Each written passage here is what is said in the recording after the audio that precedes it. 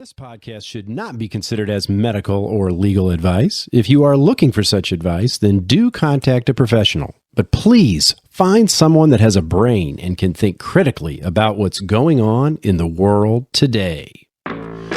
This is the Collective Resistance Podcast with your hosts, Leo and Fabiola.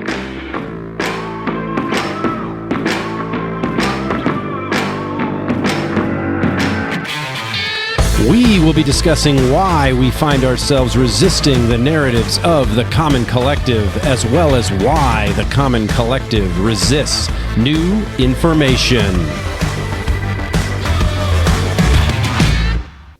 Fabiola. Hey, Leo. How are you doing today? I'm good. How are you? I'm good. I've got my white headphones on. My head looks giant in the video. My hair looks giant with these black headphones. You can't even see it, man. It blends right in with your hair. And I got new glasses. Hello. Yeah, they do. They look lovely. Oh, thank you. So we've got another interview for you all today here on the Collective Resistance Podcast. But before we get underway, make sure you join the conversation at our Telegram group at the Collective Resistance Podcast. You can find us on Twitter at TCRP12 and I'm trying to think. And our Rumble channel. So you can just do a search for the Collective Resistance Podcast on Rumble. All of our interviews are available in video as well there. So we just got back from traveling. Mm-hmm. Okay, so we are a little jet lagged, going from the East Coast back to the West Coast. Yeah. And but that was a whirlwind trip. We're back. We're ready to get back at it. Mm-hmm. So we got in yesterday, and here we've got an interview that we're recording today with someone we've been wanting to talk to. So we're going to bring him on shortly. And just to kind of tee you guys up for this particular interview, we did a series last season called Beyond the Veil, and we talked about some topics like Tartaria, Hyperborea, astrology. We did Orgone, Orgonite, just kind of talking about that, and we also talked about even the topic of heliocentrism and whatnot. What is the shape of the spleen? Yeah. I'm hoping we get to explore this a little bit on this upcoming interview as well. Yeah, so we've got somebody who I think looks at it a little more pragmatically, from what I can tell from the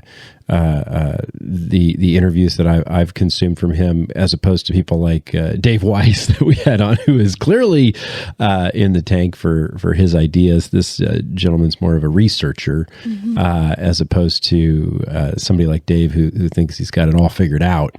We love Dave for what he does, but he's certainly a character. So we'll talk about this stuff when we bring Mike Wilkerson, who's the individual we're going to be having on the show today. Anything else? I mean, there's some interesting stuff we're going to dive in around Petrified. What are perceived as Petrified? Actually, we are going to inspect the mainstream narrative of geology. Oh no. And coming from a family of a geologist, my father is a geologist. This is going to be a very interesting conversation. I agree. Maybe you can get your dad to listen to this one. I don't know.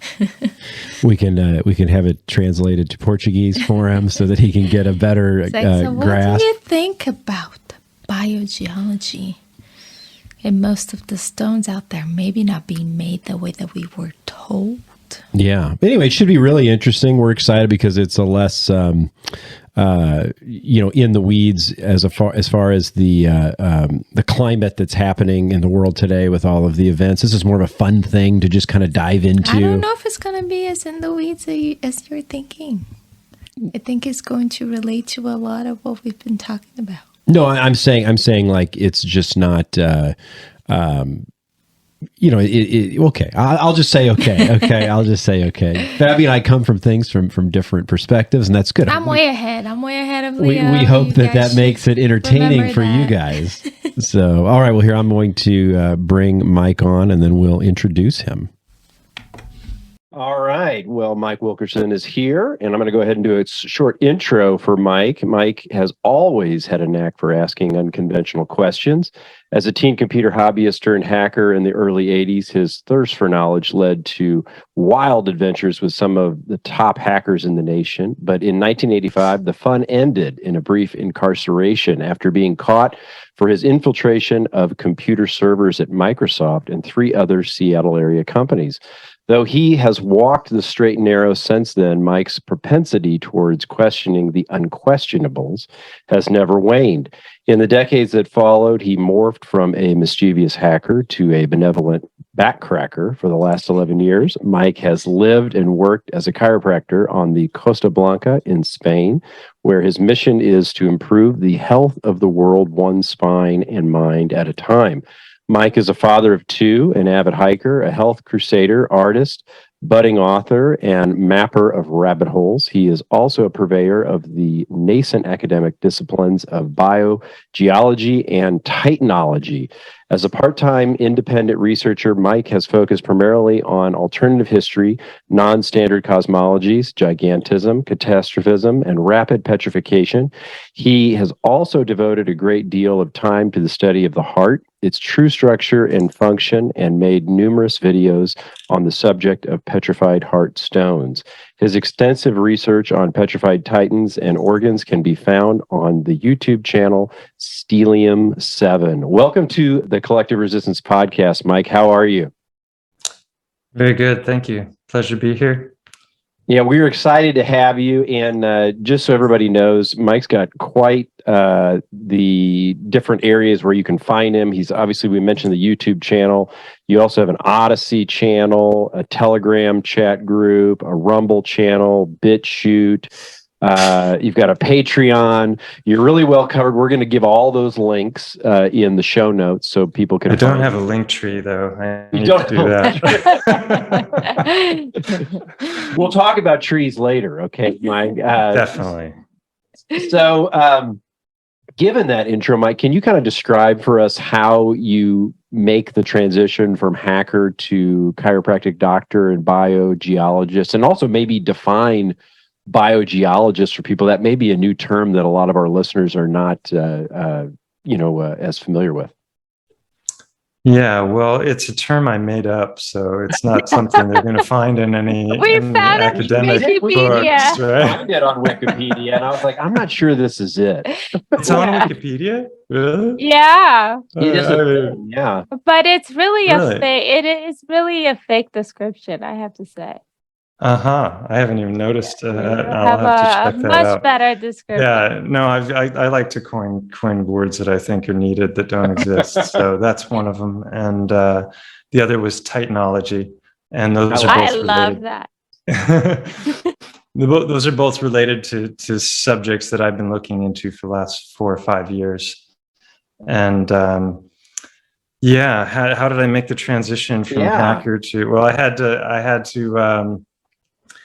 to get away from computers because I knew if I didn't, I was going to get into more trouble, and I knew it wasn't a good idea. And the whole, the climate was changing, and so were the laws, and everything was becoming far more intense when it came to prosecution and the penalties. So I have a great story to tell from that time period, and I've nearly finished a book, and I have a couple of videos on my channel, a couple of interviews, and some little short clips that touch on it a little bit, what happened. But it's definitely wasn't something that I wanted to keep doing. But as the bio said, I was very curious as a teen, and that curiosity has never waned. And I've told the story many times that my father gave me a couple of books when I was young, and they really kind of set the tone for looking at the world and the geopolitical power structures and everything with new eyes. And those books were Behold a Pale Horse by William Cooper, and another called The Emperor Wears No Clothes, and I forgot the author's name. And those, to people who are not familiar with them, they're kind of, old standbys when it comes to the conspiracy books. And and so I already, when I was young, I knew that a lot of what you saw on the mainstream TV wasn't accurate, and politicians couldn't be trusted, and a lot of government agencies were in cahoots with corrupt people. And so I don't know, I bounced around and did a lot of different jobs over the years after that, everything from sales in stores to I did real estate for a little while. Wow. And worked as a waiter for about a decade in hotels and restaurants, and eventually went back to school and got a degree in Italian cultural studies, a 4-year degree from the University of Santa Barbara. They didn't offer a classics degree, which was really what I was seeking. I had no clue what I wanted to do with myself. I knew I wanted adventure, and I wanted to learn more about the world. And to do that, my mom had convinced me that the best way to do that was to get a degree, and it doesn't matter what you do, you can travel after, but if you just get your degree, and so Yeah. and it's a good thing she did, because in the course of doing that, I decided to study abroad because I wanted to learn a foreign language, and I knew that I wouldn't learn a language at home, because I just didn't have the self-discipline to pour over the book. So I figured if I just immerse myself in it, I would be able to do that. And so I moved to Italy as an exchange student in '97, and then eventually got back into tech after that. I worked for IBM for a very brief time. They didn't know anything about my past. They knew about my past, but they didn't know that part. I had a. You're like, I'm Edward Snowden. Thank you. I got a deferred sentence when the punishment was meted out, and so I didn't actually tell them, and they didn't ask, and so there you go.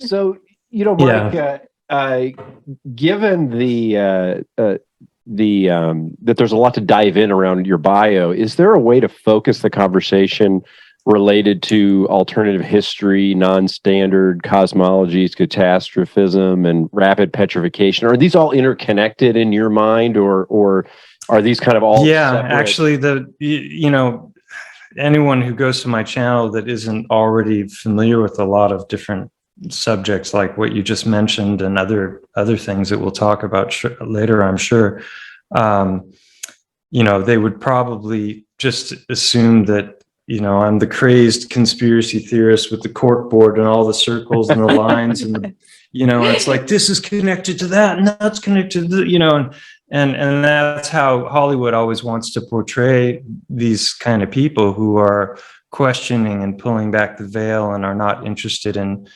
just blindly accepting whatever the mainstream narrative is at the time. And I forgot what I was going to say about that. Well, we were just talking about they might not all be connected. Is that where you're going? Yes. Yeah. Well, that was where I was going with it, is that as you start to dig into these things, they really do dovetail in ways that make a whole lot of sense. But the amount of work that you have to do and study and subjects that you have to be familiar with in order to begin to understand how they all relate to each other is huge. And most people don't have that kind of time. Mm-hmm. And even if they're chunking it, by taking YouTube videos in their spare time, they're just getting little bits and pieces. So you have to read so many books. You have to really, take in a lot of information. So, where to go from here? Let's start talking about the hard. Yeah. Well, we can do that. Yeah. So, I moved to Spain about 11 years ago, and to work as a chiropractor. I went to after Italy, I moved to Sweden, and I went to school in Sweden to become a chiropractor. I was there for 10 years, and my family I have 2 kids, and my partner is Swedish, and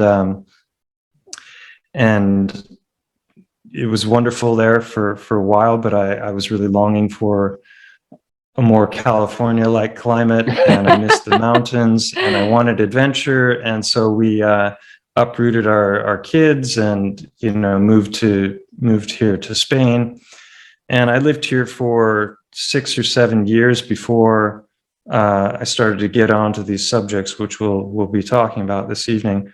But along the way, around 9/11, about a year before 9/11, I started reading David Icke and going through some of his stuff. It was the first time I'd gotten back to the topic of conspiracies for a while, because I went through this phase of like, do I become a prepper and move to the mountains in Montana? Here we am I going to are. live this paranoid? Oh, there, yeah. Do I become like them? Yeah, These exactly. crazy people. Or am I just going to go on and live my life and try and do the best I can to, help people and make the world a better place? And so that's one of the reasons I chose chiropractic. I knew I didn't want to live my life in front of a computer, even though I could have made a lot of money doing that probably. So 9/11 I feel like your life is my alternative reality. Like I turn into like my life in front of a computer in the mountains, and you went and did what you wanted. And yours is mine. Yeah.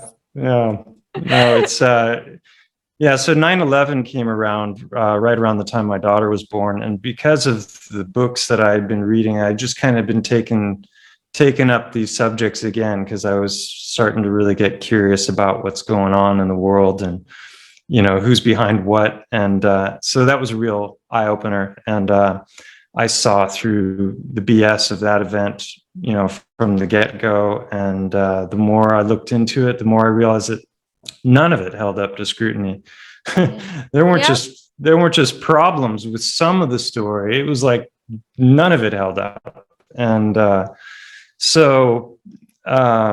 but again, I decided I was going to focus on more concrete things that I could do to help people, and to spread awareness and help people when it came to matters of health and nutrition and lifestyle. And along the way, the people who are more receptive, I dropped little nuggets of other topics that I think they might be interested in. And would the you way share? it all began. Yeah, go ahead. And then Go ahead. Once you're What done, would I would share? you share your video on the heart that you have? You mean that little clip? 1 minute video? Yeah. The 1 minute video? Sure, we can definitely do that. Well, let me just preface it by saying, so my best friend here is a very unusual character. His name is Alex Michael. He's also known as the conspiracy music guru, and affectionately known as the Flat Earth Man. Oh, and so we like him already. Yeah.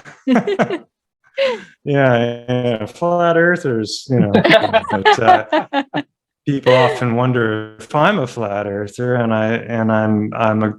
I prefer the term globe skeptic, because it's less it's less incendiary, yes. triggering, and it's less algorithmed.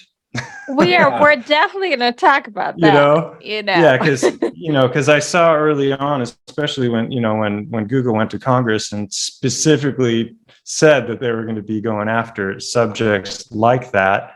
Okay, that's a good way to get all of this research that I've done on my channel yanked.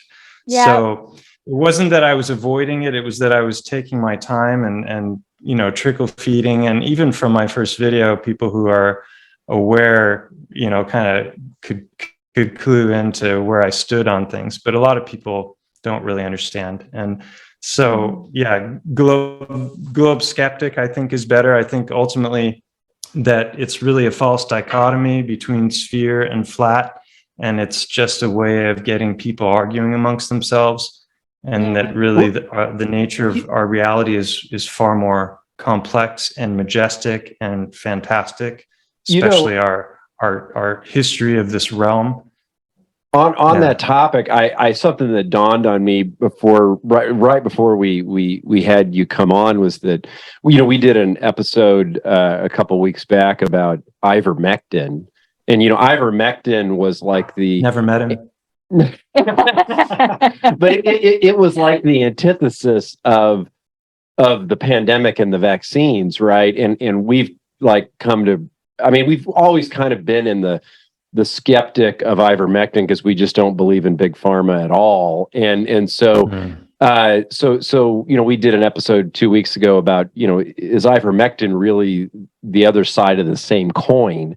And so I was thinking here, I was like, I'm wondering if flat Earth, as it's being portrayed, is the other side of the same coin. It's really just to get the people arguing, and then we're not really talking about what's happening, not necessarily in the middle, but on a conjunct plane or something that is what's really going on. And so that's why I was really drawn to you, because you seem like you're much more pragmatic, and you're like, look, I don't know exactly what it is, but here's what I'm piecing together, and I'm willing to look at more information and all that. And so we had like Flat Earth Dave on, and he's completely sold, right? There's a video on my channel. It's just a 3-minute video, and it's what's crazier than flat Earth. Right. and it's Dave Weiss talking about my research, my channel, and it is hilarious. You got to see that. Wow! Yeah, I met Dave in Denver in 2018, and he's a lot of fun. Well, two things came to my mind when you were talking. One was that the best way to control the opposition is to lead it.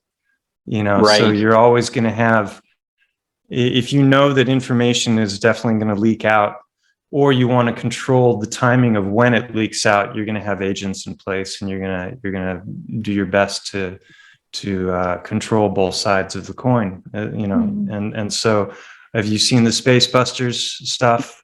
I've seen some of it, not all of it, but we've actually featured their stuff around. They did a great one on ivermectin. And then we featured the Kung Flu. Kung Flu. Yes. And also, what is it? The Death of Contagion or something like that. He's got some incredible documentaries, and they're fact filled. And I think you'll find them on BitChute or Rumble. They're no longer available on the tubes of you. So if you could share that heart video, and we can talk about the heart a little bit. Sure. So let me first share my screen, because I was wondering, share screen like with this heart thing, was there something that you saw that was just like boom? Because I know, like when I saw Dr. Judy Wood talk about the potential directed energy weapon on 9/11, I was just like, I was a little bit taken aback, and then when I read her book, I was just blown away. How thorough she was. And so that was kind of that got me really going into a lot of this. And I wondered if you had a moment like that with this. Now, this is more the biology. Two, I was just going to say, the two of you are talking about two different subjects that are interrelated, definitely. What you're talking about, I'm sorry, I don't know your name. I'm sorry. I'm Fabiola. And I'm Leo. Leo. Okay. I knew Fabiola from the emails, but okay. Leo. Yes. Yeah. So Leo, what you're talking about is what I've taken to calling petrified organs. And we can get into that in a bit, but Fabiola was talking about this heart video. Do you see the Leonardo da Vinci quote? Yes. On my screen? Mm-hmm. Yeah. I love this. I just came across this today for the first time. I've never seen that before. So you want to read that? I thought this is... Let me read that here. If you find from your own experience that something is a fact and it contradicts what some authority has written down, then you must abandon the authority and base your reasoning on your own findings. Leonardo da Vinci. Right. And so this is really important because, using the scientific method is all about empirical evidence, right? And if your empirical evidence is contradicting a mainstream narrative, what do you do? Do you throw out the empirical evidence, or do you throw out the narrative? Exactly. So empirical evidence always trumps theory, right? Mhm. That's a very important thing. So this video I'm going to show is really about how empirical evidence in relationship to the nature of the heart was delivered to us by a cardiologist named Francisco Torrent in I don't want to blow people's eardrums out, but I can adjust if it's too loud. Is that, let's see, I have there we go. All right. So Francisco Torrent in 1972 delivered us the empirical evidence that should have completely destroyed the mainstream model when it came to what we were taught about the heart and its nature and how it functions and its anatomy, because we're taught it's this 4-chamber pump that is firing off, and it's pushing the blood out to the blood vessels of the body. And we're told that we have somewhere between 60 and 70,000 miles of blood vessels in the entire body, and this little pump is supposedly pushing that blood out, and then it's just working its way back passively and filling up the other side of the heart to be pumped out again. Mm-hmm. And this cardiologist had a lot of problems with this theory when he was in school to become a cardiologist here in Spain, of all places. Mm-hmm. So wow. So there's a lot of very interesting synchronicities that surround this work by this man. But let's just play and. Did you know that almost everything you were taught about the heart is wrong? Most everyone today, even doctors, still believe the heart to be a 4-chamber pump that pushes blood through a mind-boggling 60,000 miles of narrowing blood vessels to fuel our 40 trillion cells, then filling again as if by magic on relaxation. Well, that theory was thoroughly debunked by the Spanish cardiologist Francisco Torrent back in 1972. After dissecting thousands of hearts, Guasp finally discovered the heart's true structure. The heart's far more amazing than we ever knew. It's like a rope, a long tube wrapped into a knot. Instead of being pushed, the blood is pulled through the heart in 2 spiraling vortexes. This has been proven with CAT scans, functional MRI, and positronic emission. Look at the spiraling contraction. It changes everything we know about the heart and circulation. If you'd like to know more, check out these videos. Very cool. Very good visual too. I like how he for those of you just listening, he unwraps the heart, and you can really see what he means by it being a rope that's just kind of twisted over onto itself. It's very very intriguing. Yeah, so we're starting with the bio part of the heart, right? So you went to chiropractic school, and I looked into going to chiropractic school. And it was a big pitch at the time that they said chiropractors learn more about anatomy than actual MDs learn about anatomy. All right, where were we? Well, so we had that visual of them unraveling the heart like a rope, and so very compelling, very interesting. And then did that all just fall on deaf ears? His findings?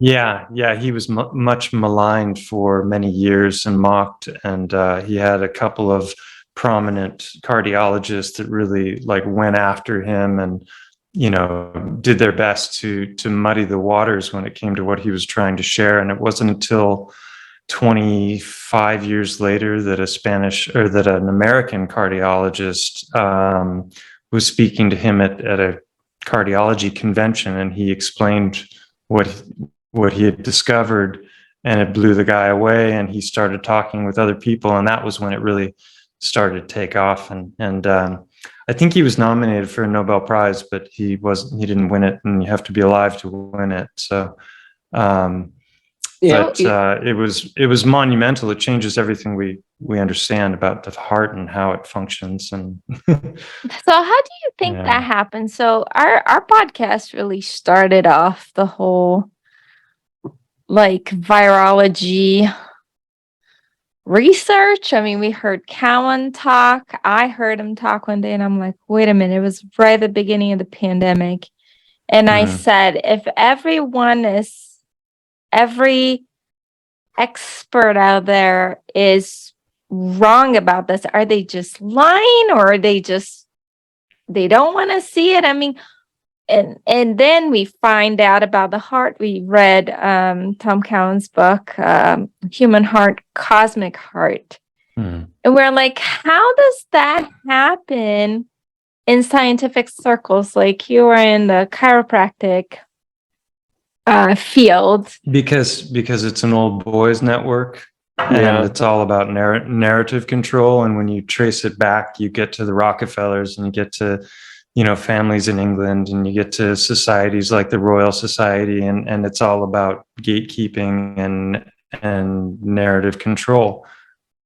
I mean, that's why. And so where's the money? Also, for research, it's usually into things like pharmaceuticals, and so if you are if you're gonna do something in physics and you're gonna say Einstein was wrong, how far do you think you're gonna get when it comes to research and funding? But do you think there is an underbelly of maybe that's the wrong word, but where a lot of these doctors, physicians, and scientists, they actually believe that there are these alternative paradigms, but they're just like, look, this is what we operate in, and if you try to go out of it, they'll just beat you down. But yeah, I agree. But they just don't want to come forward. Or do you think they literally are just talking themselves out of even seeing it? I think some are corrupt, some are in it for the money, some are afraid to speak out because of the consequences. They'll lose their license, they'll lose their livelihood, they'll be blacklisted or, shunned by their colleagues. And then I think a great number of people, especially when it comes to matters of health in the pharmaceutical industry and its influence on our lives, that are doctors and nurses, and what I think ultimately a lot of them are I coined the term paradigm blind, because they've grown up within a certain framework of how the world works and belief structures, and they understand that there's corruption and there's problems, but they've never really considered the possibility that major fundamental aspects of the things that they believe might be wrong and might be intentionally wrong. And so that gets into, how could so many people be, coordinating deceptions on that kind of a level? Somebody would surely, be a whistleblower. Hello. How does that work? How did that work for Assange? How did that work for Snowden? How did that, it doesn't matter if you're sharing truth. If you are blowing the whistle, you might end up being a martyr rather than somebody who really changes the way things are being done. So I think paradigm blindness is a big one, because people, the idea that science is settled, the science is decided. Anytime you hear that phrase, you should just immediately assume it's wrong. Yeah. Run. Because the science is never decided. That's not how the scientific method works. Anytime they say there's a scientific consensus and that all of the scientists are in agreement, they're lying. Yeah. It's obviously a lie, because no time in history have all scientists agreed on anything. They say get 4 scientists in a room and you'll have 20 different opinions. So it's in fact, when it comes to COVID, there's 4 doctors in and of themselves that could just completely destroy the mainstream narrative. But even that is potentially a false dichotomy, because then you got the works of Andrew Kaufman and Tom Cowan and Mm-hmm. Sam Bailey and these others who are questioning Mark. contagion as a whole. Right. But even if you believe in contagion and you believe that viruses exist, you've got people like Carrie Mullis, the inventor of PCR. Not the PCR tests, but polymerase chain reaction. The process, the method by which you can amplify material.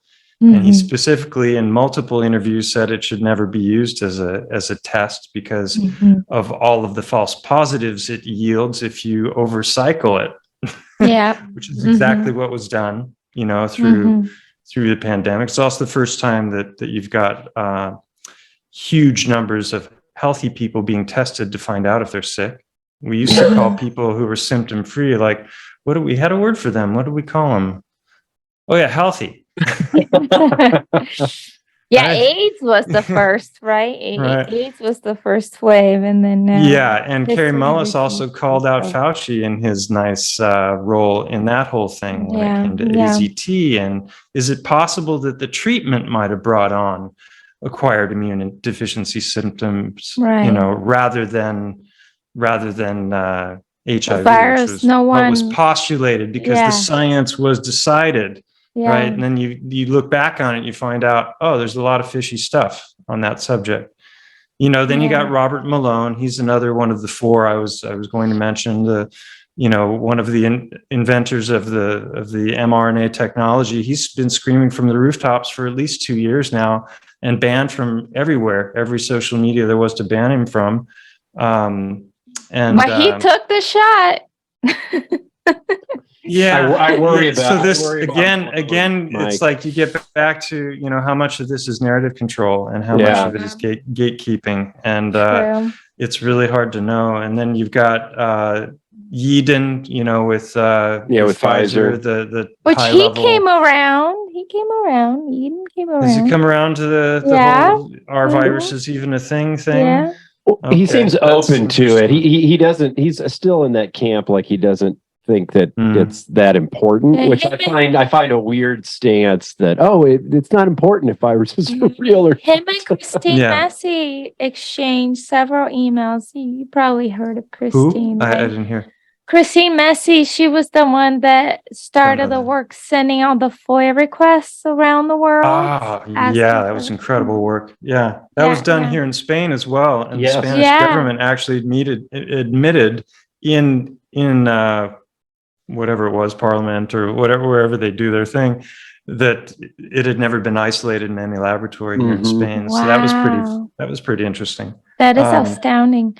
But Leo, you had a good question to ask him. Let me just finish the fourth. Which is Peter McCullough. I think he's the most published on cardiologist in history. He was also banned from everywhere. So those four doctors, just within themselves, just as a group, is enough to completely annihilate every aspect of the mainstream narrative. And the fact that they were systematically censored from every mainstream platform tells you what's really going on, in my opinion. So the question you had. So we talked about the bio. Now let's talk about geology. So going back to the cardiologist, it's fun to do it in this order because I usually do this kind of origin story kind of thing. It gets boring telling the story in the same fashion. But the way that I came across Francisco Torrent Guasp's work, his discoveries about the myocardial-ventricular band, which you saw in that video, it literally unravels, and it's I've never seen that before. That was wild. So that is what I consider to be self-evident. It's undeniable once you've seen it for what it is. It's not a trick of the lights or fiddling with statistics on a research paper. This is like, hey, this is how the heart is really structured. I figured it out. They wondered for centuries. The heart was referred to as the Gordian knot. You know the Gordian knot? I had not heard that. No. The myth is that it was this massive knot that had been made in Persia somewhere, and the story was that whoever could solve this knot would then be the king of Persia or something like that. Wow. Okay. And I might be getting details wrong, but the story is, I think that Alexander the Great came and he was confronted with this knot, and the way he dealt with it was by taking out his sword and going and just slicing through the thing. And it's like, okay, I guess he's king now because the knot doesn't exist anymore, right? Well, that's how it should have been for Francisco Torrent Guasp, Paco Guasp, many call him, because Paco should have been king of cardiology at that point when he made that discovery. Right. And already he had theories about the vortexing flow of blood, which was also in that video. But it took him many years before he had the evidence to show that he was actually right about the things he was theorizing about, and that is also mentioned in that short video. Mm-hmm. So the way I came across his work was because I had done videos on what I took to calling petrified organs or petrified heart stones, because in the course of starting to look at all of geology with new eyes after seeing a bunch of different videos, I did a bunch of work on examining and reporting on a mountain that's here in the town that I live in, that I did a 6-part series called Unveiling a Titan, which is all about that. And we can talk about that after. But and then in the course of doing those videos, I was walking in a river bottom at one point, and I found a stone, and I picked it up, and it became very obvious to me within about a minute or two of looking at it, because it was so unusual, that it was a petrified heart, but it was 4 times the size of a human heart. A human heart is about the size of our fist. Mm-hmm. And this was like this, and so I saw it, and I'm like, wait a minute, there's the corona artery opening. There's the coronary sulcus. There's the fat that sits below the coronary sulcus.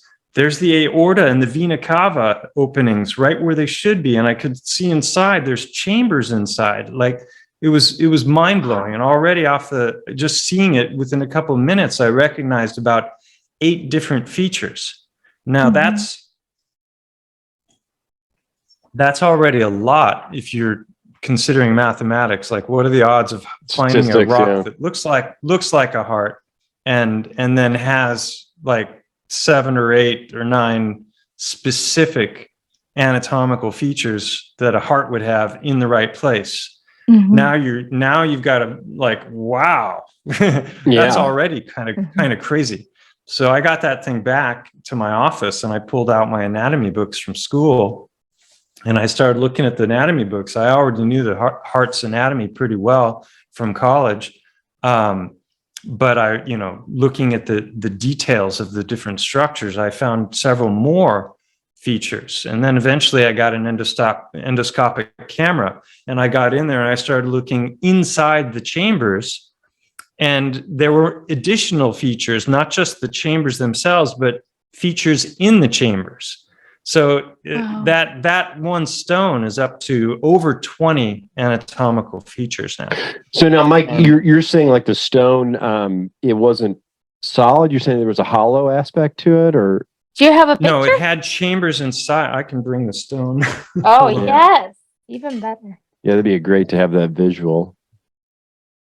So one thing I'll say about this is already I was already looking into things, the idea of rapid petrification when it comes to,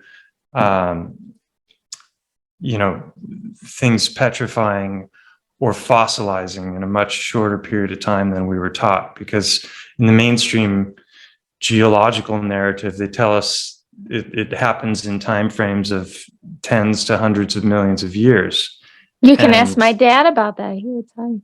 Yeah, he'd tell me all about it, I'm sure. The Cambrian and the Jurassic and all these different periods. And you can look at the layers, and you know how old things are by which layer they're in. And you've got all these different fossils, and there's your ammonites, and there's your this and that.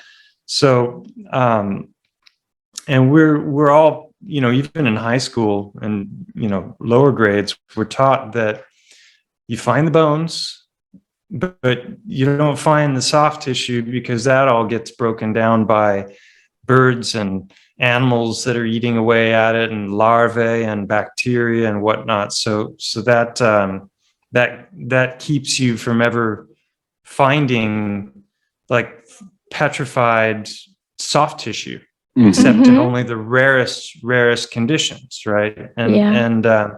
So one of the things that got me onto the scent of the mountain and starting to look at the mountain was this idea that maybe some of the cornerstones of geology aren't written in stone. Yeah. you didn't do that now, did you? I did just accidentally come up with it. It was not planned. Awesome. I haven't used that line before. So, yeah, but there are some real interesting things that are up for debate, and there's a lot of claims that are made about not just geology, but physics and cosmology, and basically all the ologies are up for grabs because they've been messed with. That's my take on it. And when you start to realize, hey, we've been lied to about this, and we've been lied to about that, and you have actual proof and evidence of lies, at some point you have to take a step back and you have to go, wait a minute, just about anything could be a lie. So you become real suspicious, and then you just start believing everything's a lie. But the problem is a lot of times the truth is mixed in with the lie, and there's inversions, and there's it's truth in plain sight, but if they don't say it right out. So there's all these different possible scenarios. And so anyway, this is the stone that I found in the river bottom, and right off the bat, see how it's white, but then there's all these red spots. So everywhere the red is, or the white is worn away, it's revealing the red underneath, and you can really make that out here. If I had this wet right now, it looks like beef. It's very meaty. Okay. And so the interesting thing is the heart is covered with a white fatty sac called the pericardium, and it's the thickest of the fatty sacs in the body. Oh wow. And so the all of the organs have these sacs, but the heart is the thickest. So a lot of the stones that I've found are white in this region, and that's just because the circumstances by how they form determines their color. So there's a lot of factors involved, and I don't even understand them all. You have to get into the chemistry of it, and I have a friend who's a PhD in molecular chemistry. He's working with another guy. We're trying to come up with some real solid theories on how this can happen, because what we're really talking about is, see, we know that petrified trees exist. That's not up for debate, right? Yeah, there's even a national park here. Yeah, yeah. Right? So the petrified trees it's clear that biology can become stone, but they're giving us time frames of hundreds of millions of years. And the way in which they explain that is through pair mineralization, which is basically that the trees are surrounded in something like mud or ash and water and different substrates that are around the tree. And then over long periods of time, the minerals work their way in, and the gas and the liquid works its way out. So there's a substitution that's taking place. Roger Spur from Mud Fossil University, he calls it nucleophilic substitution. I think that's the official term. It's not his term. But so we know that biology can petrify a stone, but they're just giving us these long time frames. And so the I was going with that. How the petrification can be quicker than what we've been told. Is that what you're? Yeah. it'll come back to me here in a second. Yeah, for sure. Well, so I don't know much about petrification, but is there no way to tell something that's petrified compared to just standard stone, or like from a experiment Thank standpoint? you. Your question brought me back to what I was going to say, which is that if you look at the periodic table of elements, we're told that one element doesn't transmute into another unless you've got like nuclear reactors or inside the belly of suns, because that's where we get our periodic table from. Starts with the simple elements, hydrogen, helium, in these big, supernova suns, and then eventually they explode out into the universe, and then it's they're seeding the universe with these particles, and the bigger the sun was, the greater the gravity, and then that leads to all this formation of these different elements. And that that is also pretty easily debunked. That may also happen, but to say that's the only way that elements come about is not accurate, because we know that, for example, trees can transmute elements. So if you put a tree in a pot and you measure all of the soil and you weigh it, and all you give it is distilled water and sunlight over a long period of time, it's going to grow and take on mass. Well, where's it getting it from? Right. Distilled water has no minerals. Right. You've taken the minerals out. So, so that's one example. And another, my favorite example is the egg. Right? A chicken is eating its seeds and its whatnot throughout the day. And then every day it produces an egg. And that egg is made primarily of calcium. Well, the calcium that's in the egg is greater than the calcium that's been taken in by the chicken in its diet. Wow. So where's the calcium coming from? That's a great question. It's coming from a transmutation of the element. So biological transmutation is a thing, but I believe also that there's violent forces that can cause transmutation. So just like we can melt things and change their molecular structure, you've got the possibility that high power electrical events or plasma events or heat events, are also very likely leading to these kinds of things. So that ties into some of my theories about this that we can go into later. But let me just show the rest of this so I can put it down. But so this has got the pericardium. It's got the fleshy underneath, and everywhere that this is gone, it's pretty obvious. This is it's backwards here, but this is the coronary artery opening, and there's a little indentation that follows this line, and that's exactly where the coronary sulcus is. And then if you look at a whole bunch of hearts, and I can show pictures in a little bit, there's very often fat right here. So you've got pulmonary artery openings. This is known as the isthmus, which is the between the two sides of the openings. I have a picture for that I can show as well. And then right in there there's these little bumps that stick up. Those are the remains of the papillary muscles, which are the muscles that are pulling open the valves. Okay. And then inside there's more. And then on the back, right where it should be, is your aortal opening. Wow. Right? And your vena cava. Wow. Right? So that's a whole lot in one rock, right? Yeah. Well, thinking of the scientific method, because it was like, whoa, I didn't even know this was possible, but it makes sense based on what I'd been learning about alternative narratives when it had to do with geology.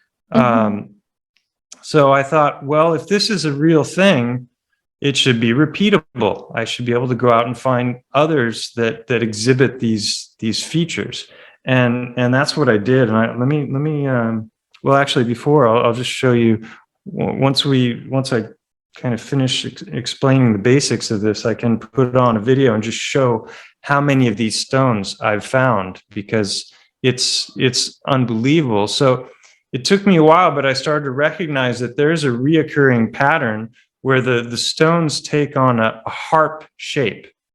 And the harp is like if you think of this as a heart, there's flaps that are on the top, and then the aorta and the vena cava are coming off of the top. Well, those are hollow and thin. So whatever the event was, and I theorized that it was a very violent event, this isn't paramineralization, because I'm finding the organs separate from the bodies, which is weird. Like, why would you, okay, if there was a body there that was petrified and you had an organ, that would make sense. But why would the organ just be like sitting there in a river bottom by itself? Right. It doesn't make any sense. Yeah. So you remember the video, the Francisco Guasp video, where he rolls the heart back up? Yeah. When he does that, that was the story that I forgot to finish. Sure. How I got on this subject in the first place was that, I found the heart stones before, and I started making videos on it. And then at one point, someone in a comment section said, "The heart is a rope," and I was like, okay, that's weird, and then someone else was like, "The heart is a rope. Check out the helical heart." And I was like, the helical heart? I'd never even heard of it. So I looked it up on YouTube, and I found this documentary about the life of Francisco Guasp, which was just fantastic, and I saw this, and I'm like, wow, I didn't know anything about this. And I'm a chiropractor who studied a lot of anatomy in school, like, why didn't they teach us this? This is amazing, and then they had his later discoveries, which had to do with the vortexing flow. They were able to prove it with functional MRI. They were able to prove it with positronic emission. You can see both of those in that video. They proved it with CAT scan as well, where they blew a cow's heart up with gas. And then they did CAT scans as it was expanding and CAT scan as it was shrinking. And they could see that there are two opposite rotating spiraling vortexes in the muscle fibers. Wow. But the blood, the fluid in the bloodstream is doing the same thing, right? It's spiraling in the same fashion. So they were able to actually witness the vortexing of the blood flow eventually with different kinds of imaging techniques. So his theories were proved unequivocally, and most cardiologists today still don't know about them. Cardiologists, I would say 99% of doctors don't know about this at all. So I made a video about. I don't think Peter McCullough knows about that. It would be interesting to know if he. It would be an interesting conversation, right? Well, I reached out to Tom Cowan. I guess that's how you found me, right? Yes, that's how because I read his Human Heart, Cosmic Heart book. And the first thing I did when I got that book in the mail, because I was like, oh man, this guy's totally tuned in and turned on, and loved the stuff that he was doing through the pandemic. And so I immediately ordered his book, and I knew he was coming from a Steiner background, Rudolf Steiner, and the anthroposophy and everything. Yeah.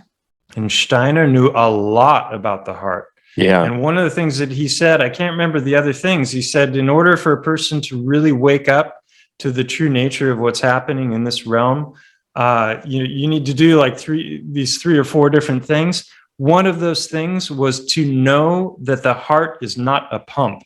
Really? Wow. Now, I didn't know that. I didn't know he said that. Yeah. And so this also ties into the work of Victor Schauberger, the Austrian Tesla of water. Yeah. He was the one that really knew more and taught more about how water functions than just about anybody. And so he was, it was all about vortexing as well, and temperatures and different things. So Tom Cowan, so I ordered his book, and the first thing I did is I went to the index, Francisco Guasp wasn't there, and I'm like, well, he must know about him, it's how could he have written this book? And he knew about Frank Chester, who was the discoverer of the Chesterhedron, which ties in very, very much to the heart as well. that it was all about that in the book, and even got into heliocentrism in that book, which was a real little surprise bit, to yeah, me. yeah, Yeah. So I reached out to him, and it took a while, but I finally heard back, and he's the only person I've ever interviewed. I've done a lot of interviews. There you go. I've done a lot of interviews because of my research and my backstory, but I really wanted to talk to him, and so that interview is on on my channel, and it's called "Is Contagion Real?"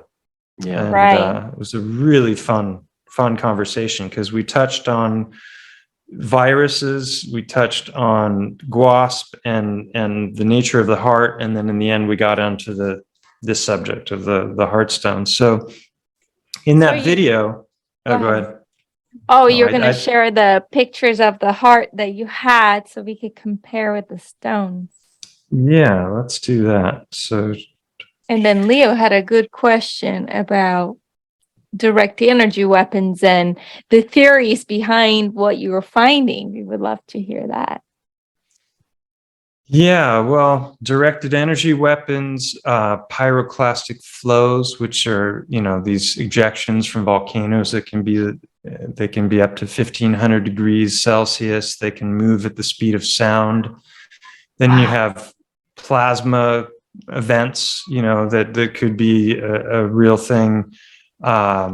Volcanic activity leads to lots of electrical activity in the sky. If you've ever seen major, the lightning and thunder around a volcano is off the charts, and that's plasma also. So, are those things that can lead to petrification and transmutation? And if so, could that potentially destroy the outer portions of the body as the heart and the other organs are being hardened to stone?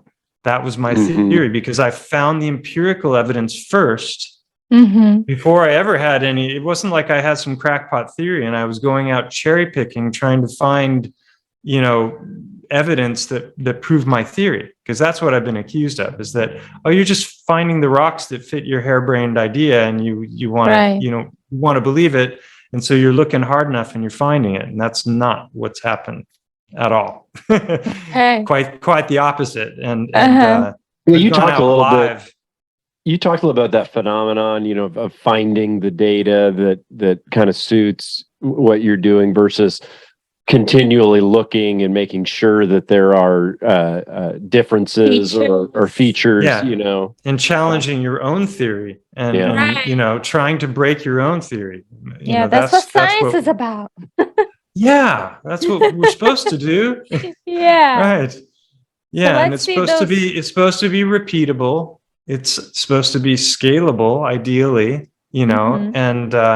and these are that's how the scientific method works. So let me just show some pictures here of things that we've already been talking about. And here we go. You see my blank web browser now? Okay. We do. Let me just, there we go. That's Mont Go. This is the mountain that I've done all the research on. And notice how nicely placed this cave is, so that it looks like the eye on a big head. And this is affectionately known as the elephant here in Spain by the locals. And so we come back to that. So this is just looking at the heart. This is what's known as the interventricular sulcus, which is where those heart fibers meet. So I talked about it being a knot. So if you roll up a fibrous or a rope into a knot, you're going to have fibers going all kinds of different directions. It's not just going to be parallel lines through the whole thing. And those fibers meet in certain points in the heart, and those are called sulcus lines. So all of this up here, I theorize is burned away because it's hollow, and it's the blood vessel of the aorta and the vena cava and fat. And then these flaps here, which are the atriums of the heart, those are sometimes there, but they're part of the stone, and sometimes they're gone. And so that's why you get this harp shape to the heart. Okay. The other thing is, that when the heart is contracting, it tapers in, right, on the sides because of the contraction of the heart. And can you see me? You don't Yes, see me, Yes, no. I can see you You're very still. small in the upper corner, but we Yeah. can see you. Okay. All right. Well, yeah. So there's a contraction inward when the heart contracts. And then there's a spiraling because of the vortexing of the heart that we've already talked about. The heart fibers and the flow is spiral in nature. So if you look at the heart from the bottom, as it's contracting, it's doing this. And so that's what we're seeing in this stone. I'll come back to the stones in a second, but let me just show a little more. So this is that sulcus line I talked about, the coronary sulcus. So the coronary artery would go along here, and that's just what a heart looks like. So this is what they look like when they're not as fleshy. You can see this fatty area here and here, and the overall color. And these are the lines, again, these are the atriums that I was just describing that are flaps. So all of this upper portion is gone in the vast majority of these. This is what the blood vessels themselves look like.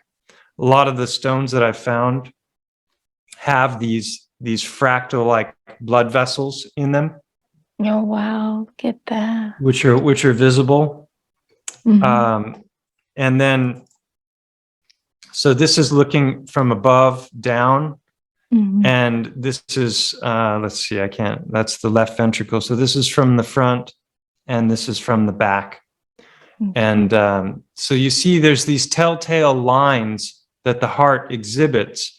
And it wasn't until I saw the work of Francisco Torrent looking at his myocardial-ventricular band, and I saw him roll it back up, that I realized that a lot of the stones that I had already gathered that were matching the other anatomical features had these lines. Right. And I was just like, whoa, wait a minute. And so I went into the the collection, and I started looking at them, and a lot of the stones that I'd already gathered had those lines in exactly the right places. So it was just a further confirmation. This is the isthmus that I was talking about, which is where you have the openings. Yeah. And then there's that line between the openings. And I have a picture here of that up close, which I'll show. Okay. And here's another of the blood vessels. Cool. And so, a lot of these are bone white. And ironically, when it comes to the heart, most of it is actually fascia. And a lot of what gives it its red color, you would think that would be muscle, like when you take a fillet muscle or something, for food. It's white, and then you'll get some white it's red, but you'll get some white lines through it. Yeah. They're actually growing. Let me just make sure the sound isn't on for this. They're actually growing hearts in matrices now. And they're basically growing them, and then they're bone white. They're like ghostly white. And then watch what happens as they introduce the blood to this. Oh, wow. Oh. Wow. Right. So I think this is why most of the ones I'm finding here, because of whatever happened in this part of the world, it was big, and there's a lot of evidence of that. Right. The stones I'm finding are bone white, most of them, but I'll find some that are pink, like this one. If I wet this under water, it will be a lot more colorful. But so these are just different things that along the way I puzzled over it, and I'm like, why is it this way?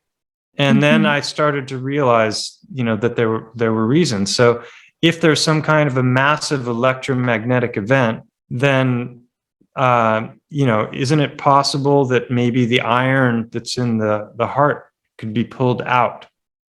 And that would explain why some of them are white. So these are photos that you saw in that 1-minute video. I just want to show one more thing here before I move on. So this is an elephant heart. Wow. And that is a giraffe heart. So yeah, it's huge and it's a blob. It's round. So there's big variations in overall shape. But the themes are the same. You have the sulcus lines in the same place, and the aorta and the vena cava are in the same place. So even though they vary dramatically in overall shape, like that one's shaped more like an arrowhead, and this one is, this one is the one, and this is more of a round blob. So really, I've got a Heartstone evaluation list that I've shown in a bunch of videos. That it's all the basic anatomy, and then so that people can, if they find something, get that one off the screen, they can start looking at it, and they can, because a lot of people will find a rock that's kind of shaped like that, and they just immediately assume it's a heart, and I'm like, there needs to be more deeper vetting. Deeper vetting before you just assume and make a claim. So those are the fleshy ones. Now let me show you. That's one I was just showing in a moment ago. There we go. Just put that there. And have that playing while I show.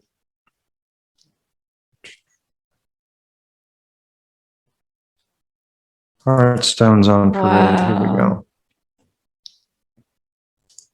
Oh no, this is a friend's collection. It's not the one I wanted to show. That's on my channel. That's called Heartstones on Parade. There we go. That. Stone hearts or heart-shaped stones. That's that one. So it's a theme that is reoccurring over and over and over again. And it's very easy to find these once you have the eye. I just had a friend who's just gone to India, and he came for a visit, and he really wanted to see these stones because the last time he was here, we didn't have a chance. And so he came to my office, and I started showing him the different features and how to spot them. Did you see that one? How take a look here. So it's not just the harp shape. It's got, they'll often have indentations or openings or a crease at the top. So if the heart has been under compression, the blood vessel will be closed, and then you'll get like a little slit, or you'll get an opening, or sometimes it's just an indentation or discoloration, but it'll always be at the top where the flat portion is, or slightly on the backside. And the way you can tell the backside, this is the backside, is that they curve inward. So this is the front. The front will be faceted. It'll probably have those lines that I talked about. And then one side will be thicker than the other, and that's because the ventricle is thicker on one side than the other. So you have one side that looks almost like a knife edge, and then the other side that is taper or is thicker. So, and it has a curved underside. See that curve? There's your knife edge. And then if you look at it from the bottom, I didn't show it from the bottom there, but this one I think I do. You see how specific that is? And there's your sulcus line, and you've got the indentation at the top right where it should be. Hopefully I show the bottom. Nope, I didn't show. You know what? I think when I made this video, I hadn't discovered that yet. That's an amazing thing. So let me just show you. I'll stop sharing for a second. Where's that? There we go. Stop share. Last time I stopped the share, we stopped. Okay. Let's hope it doesn't happen this time. Yes. There we are. All right. There we are. So again, you got this twisting, and you can see it's like a propeller twist. Yeah. Can you see how it's like a propeller twist? Yeah. There? If you Yes. look at a propeller. So that's a very specific find, right? You got the harp shape, you got the faceting of the front, you have the knife edge on the side, you have a fatter other side, right?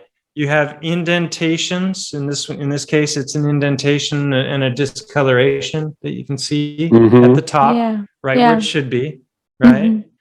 And then this one isn't really showing any of the flesh or the lines or anything, but it's definitely showing the propeller twist at the bottom, which is exactly what the heart does when it goes into contraction. I can show it's in that 1 minute video. So, here again, there's your sulcus line right there. There's your indentations and discolorations. These are even red, these two, if you put it underwater. Really? Of your vena cava and your aorta. Wow. Then you've got another sulcus line on the back, and then see the twist at the bottom.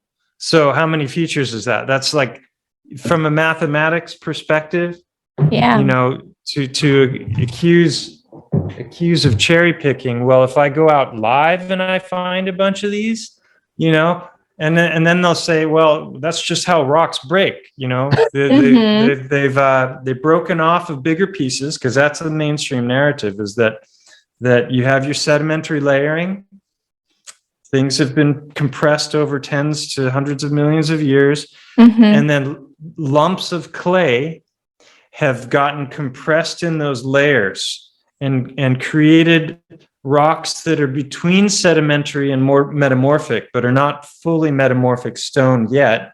And then, because of tectonic activity, that breaks off, and then you have a fracturing of those different pieces of that layer, and then those pieces then are tumbled, roll around, river erosion, sea erosion, rain, wind, all of that stuff, right? Whatever and that's else why happens. they're getting smooth, and that's how this is happening. That's the official story of how these come about.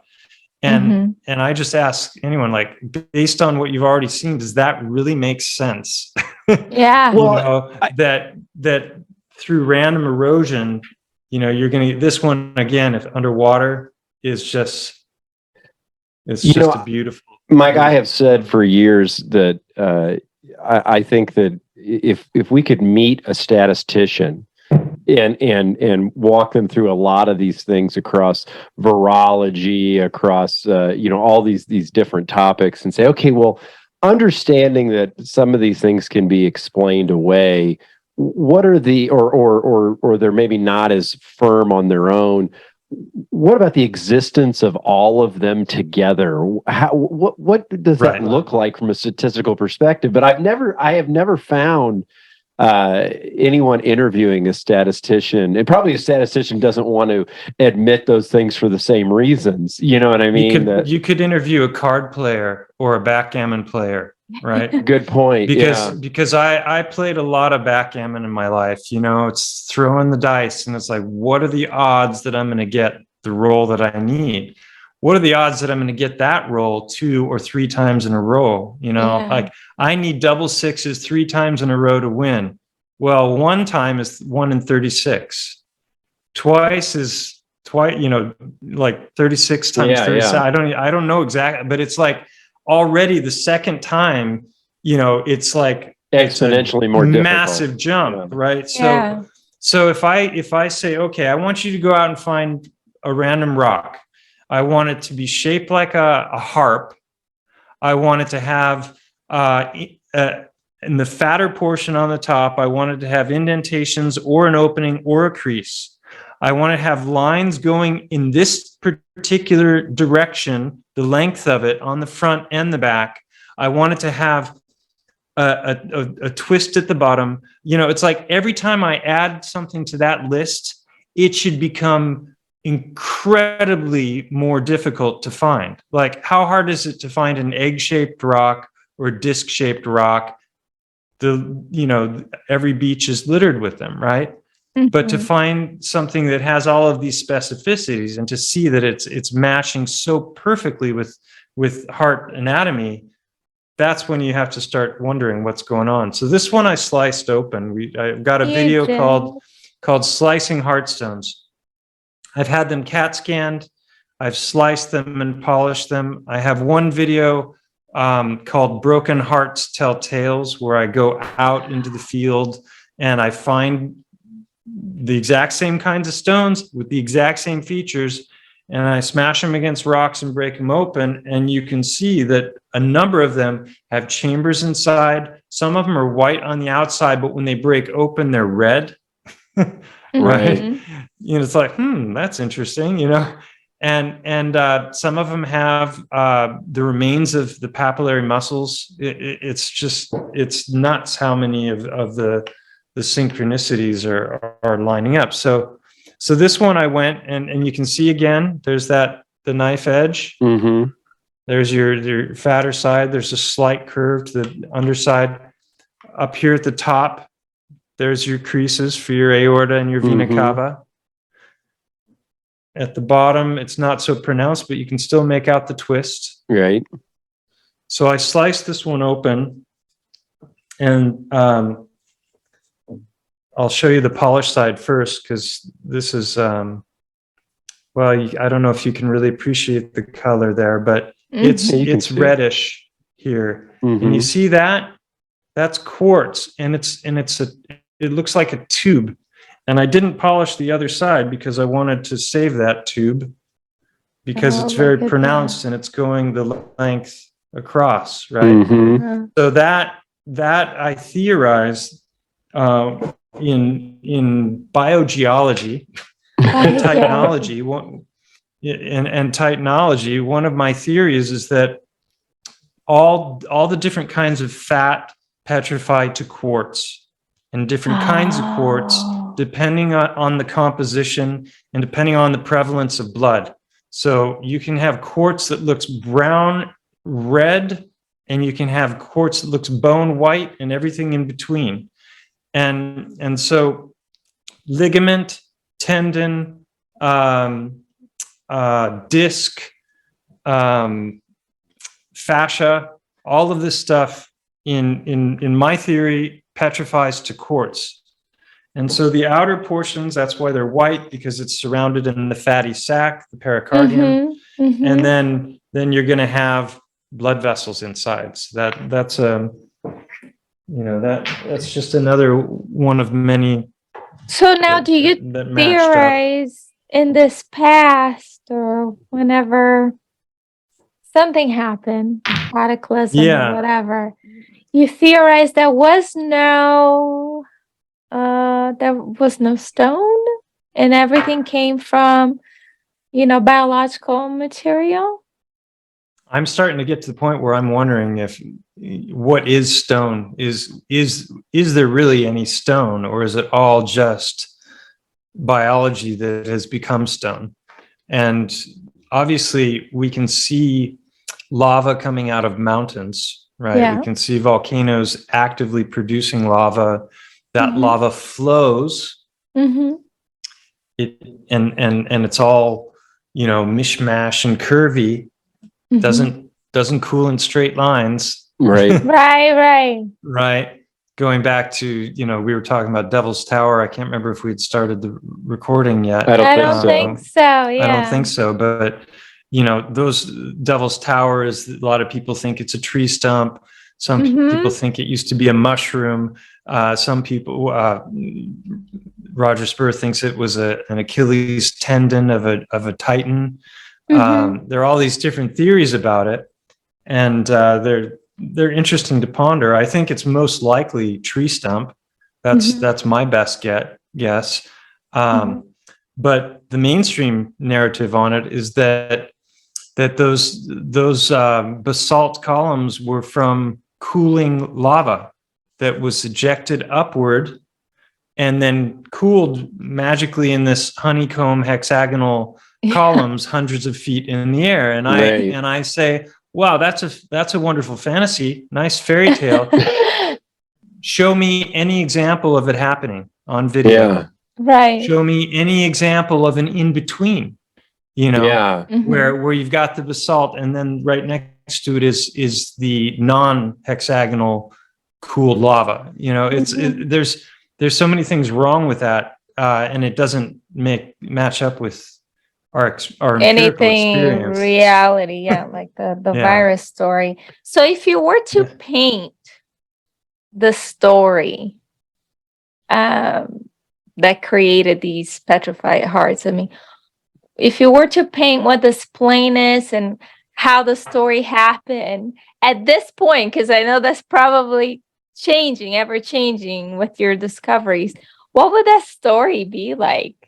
Did it happen like 200 years ago, or did it happen thousands of years ago?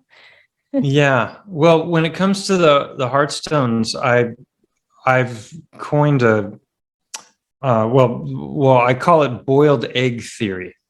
And you know, if you think about an egg, if you crack it open when it's fresh, it's liquid inside with the yolk, and then you put it in boiling water for 10 minutes and it hardens. Well, it's surrounded by a shell that's protecting it. Well, I'm finding a bunch of stones that in a wide variety of ways look like petrified hearts, and most of them they have a white outer encasing, and then when you open them up, they're a different color inside. So I'm not finding them in the bodies, so that means the bodies had to be destroyed in one way or another. Right. And so, and you think those are all human, or do you think it could be different species? No, I have them all sizes. Actually, let me put that on. I've found some that were as big as multiple feet, and there's a lot of theories about different mountains around the world that you know, that it might be you know, that like Ayers Rock, and is that the one that's red that's in Australia? I have not heard of that Oh one. yeah, I thought that was I a can't tree remember stump. This is what I was going to show before, just showing that, you know, you've got the white outer layer, then you've got red, and then this is turning to what would eventually become mud. And that's the breakdown, I think, of the muscle. And then you can see that it's quartz crystal here on the outer portions. Yeah, look at that. So that's that first one I showed, this one. And I have, you know, many examples with, you know, this isthmus, and then the chambers here. Here's the isthmus again, and the openings. And this one is really fascinating because the other side, it's got the aortal opening, and then down here, this portion is broken off, and it's showing the ventricle, which is the bigger chamber. So there's this one I have in my office. This is 1.5 feet long. Whoa. There it is again. And you see the tapering in. And then this is the backside. So you would expect to find like a sulcus line maybe, or the aorta opening on the upper back. And this is the back. There's your aorta. There they are. Yeah. And there's your sulcus line right where it should be. So, you know, find one like that. Okay.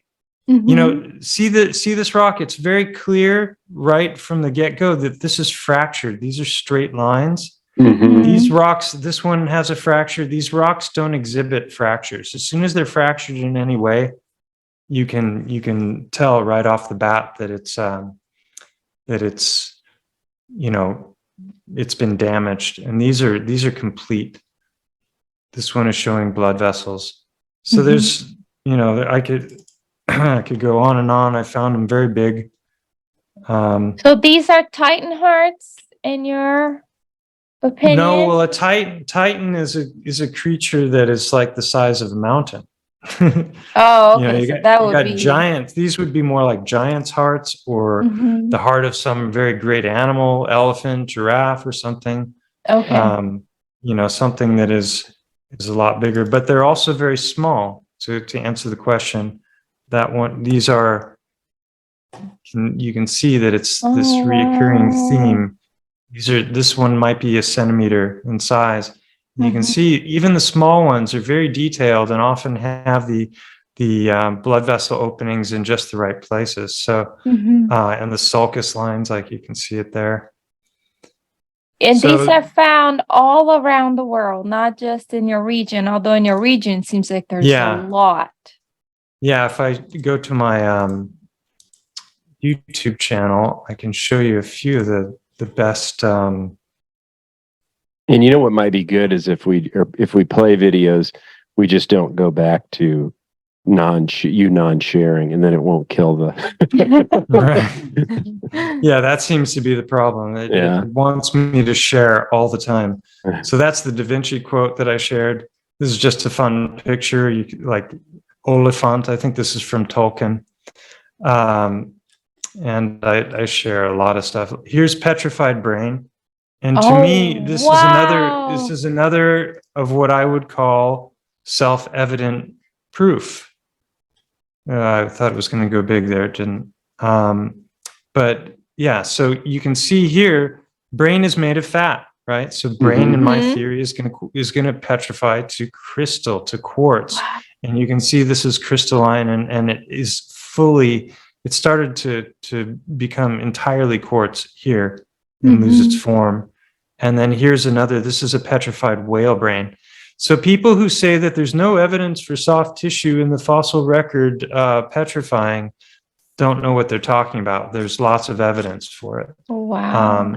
And there's also examples of like in Italy in the 18th century, there was a guy named Girolamo Segato and another named Paolo Gorini.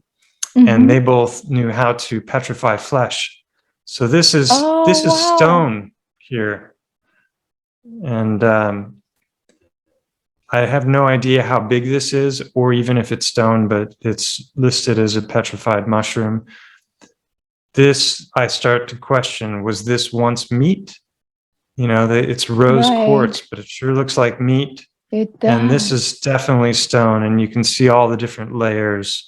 So it looks like the side, you know, of the wall of a belly of a whale or something. Yeah, big piece of bacon. But here you can see how red this one got. And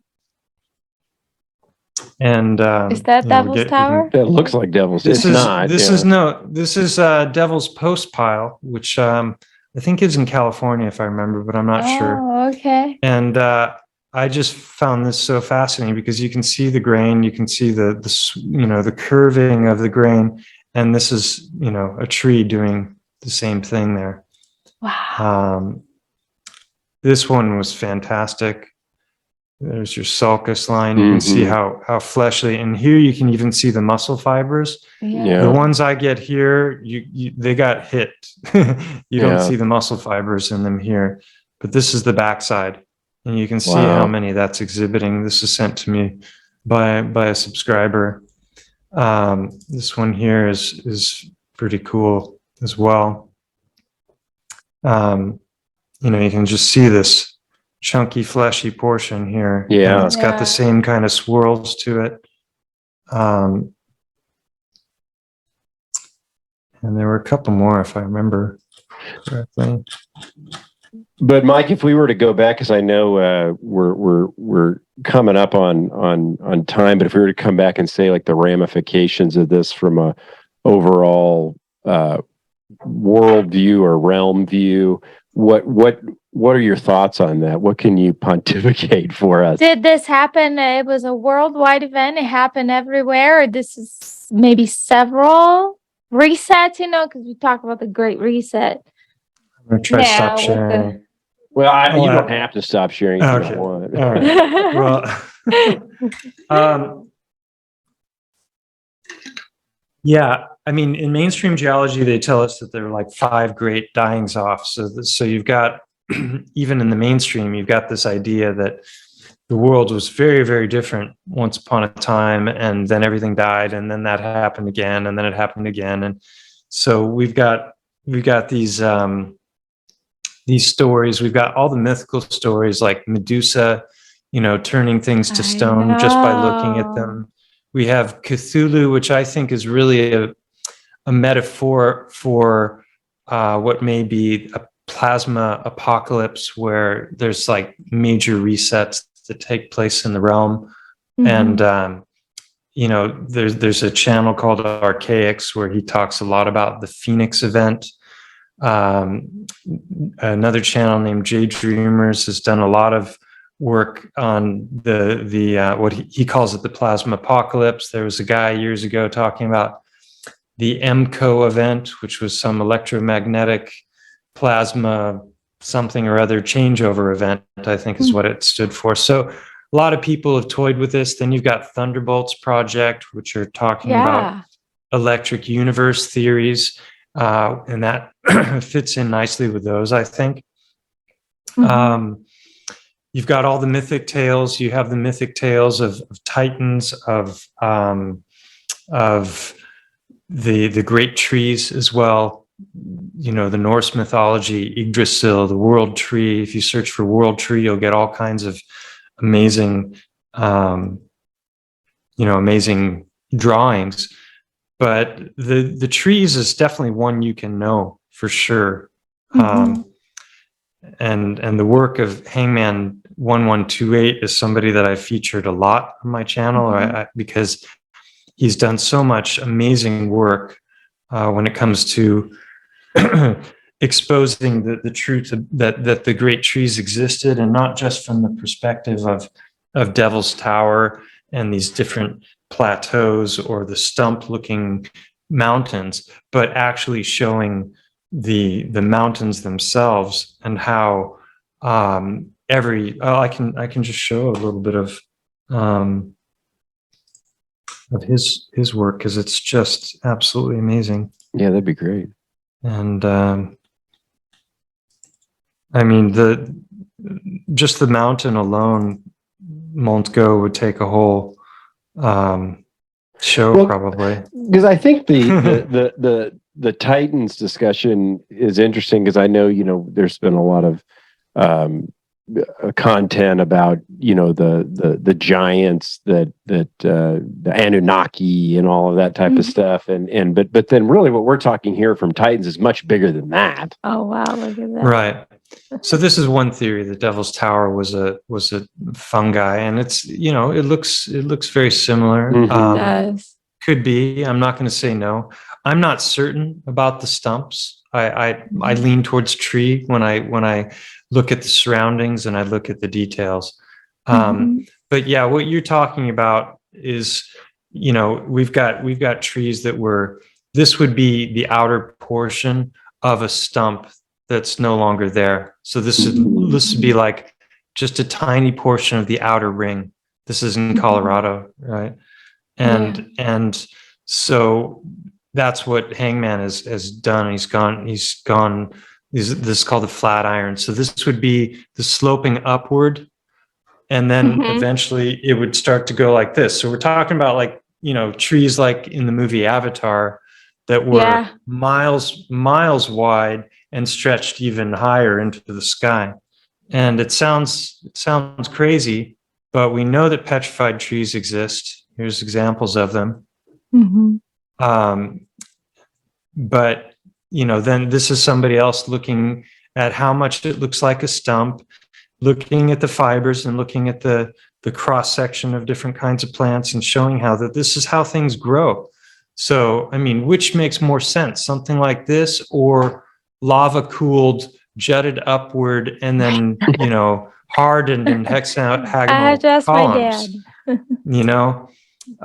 So when I see this, I see tree, I see grain, and it's like, okay, well, maybe it just looks like that. That would be pareidolia, right? That's what, when you look at something and it looks like something else and you assume that it is that. Well, these are just examples of big stuff, but this is Hangman's work here, his footage, and he's showing this is petrified to stone.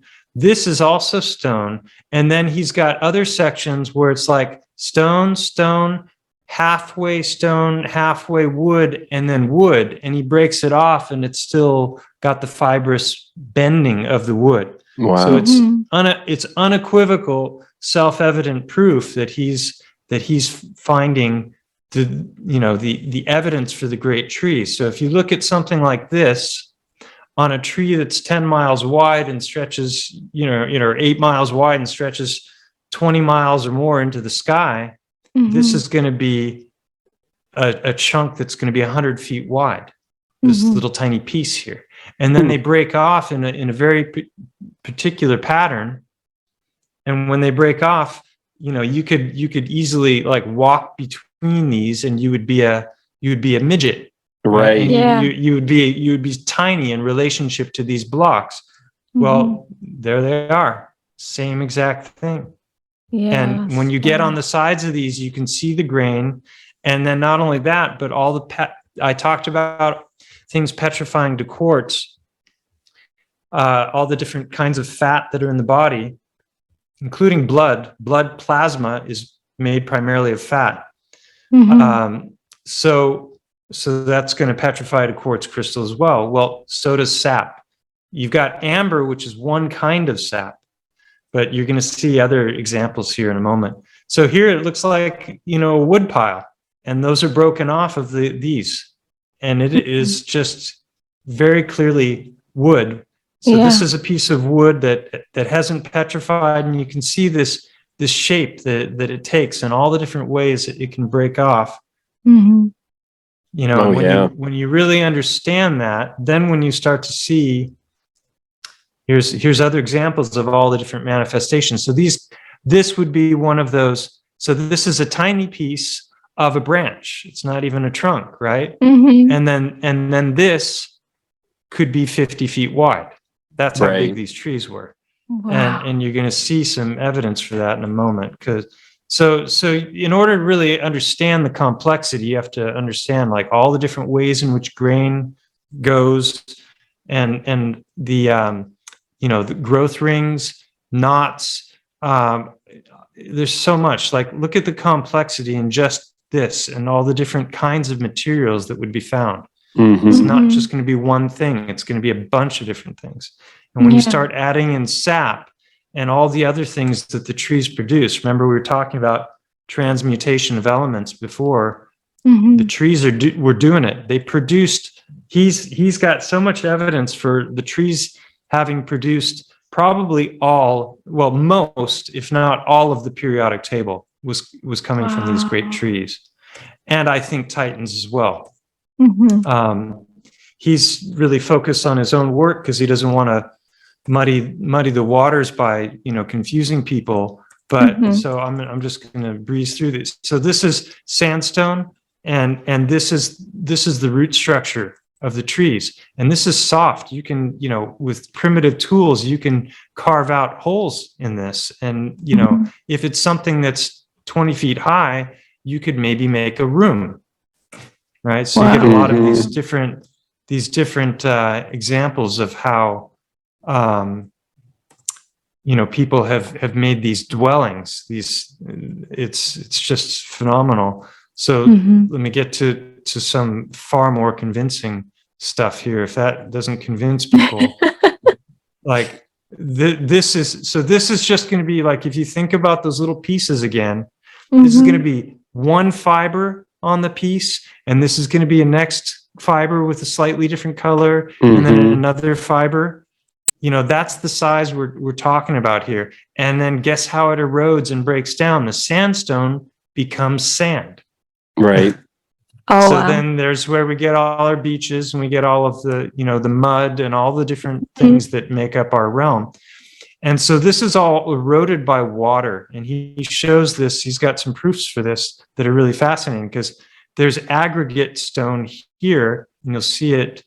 Here you can see the grain, and here it started to erode and it's lost its grain. And then here it's turning to sand. So you get all the different stages of it. And then this is what I was talking about. when the great floods came, so first the trees were destroyed, then they laid for a long time and they rotted. It doesn't matter whether you read the Bible or the Book of Enoch or other mythological tales from other religions or just myths in general. You're going to find these tales of the great flood and of these gigantic beings. And so these are stones that were deposited and hit with other mud that then turned to stone. And if you go on the other side of this thing, it's not there. So you can see the actual direction of the flow of the great floods by examining this material that is not the tree.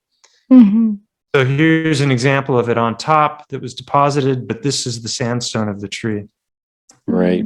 It's just incredible work that he's done. It is Hangman incredible. 1128. So you can imagine if this was bigger, then this could be carved out because this is your soft portion and you could make dwellings in here. Or maybe it's got a break in it already and you just, inhabit that somehow. That's Mike up there. Wow. That's amazing. Yeah. So here you can see the lines are still there, but it's just breaking down and this is all going to be sand. All right. So now let's get to the real amazing footage here. Just take a look at these. It's exactly what you saw in the smaller portions. Yeah. And you can see the grain in it. You can see finally, they tell us this is all formed through sedimentary layering of dead life that laid down over long periods of time, and it created all this incredible detail. Well, that narrative falls apart when you've got some that's stone and some like this that's still wood. And he breaks them off and shows that it's still wood. It's not just the theory. Yeah, it looks just like a felled tree. Yeah. So do you believe there is an effort to conceal the history, or do you think that we just don't? I think there's a concerted effort to conceal all of the real history. Really? Yes. Yeah. Do you have any inkling of why that would be? Yeah, because it's a lot easier to control people if they don't know the nature of the reality that they live in. If they don't even know the basics of what's underneath their feet, then I'm just going to show you, this is a quartz vein, and you can see that the tree is producing the quartz. This is petrified sap. Wow. Gold is found in quartz veins. So, the ancient miners, the giants who terraformed and built all of the great architecture have probably, disposed of these trees in harvesting their materials. And then you have decomposition as well. So this is how it breaks down, a regular tree. This is what the bark looks like. So I'll get to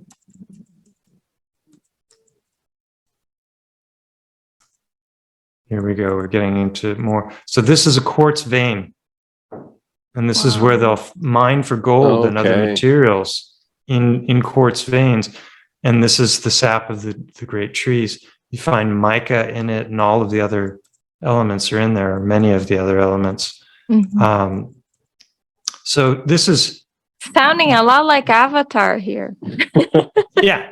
No, it was Avatar. Except the Avatar people were the humans, and the humans were God knows who.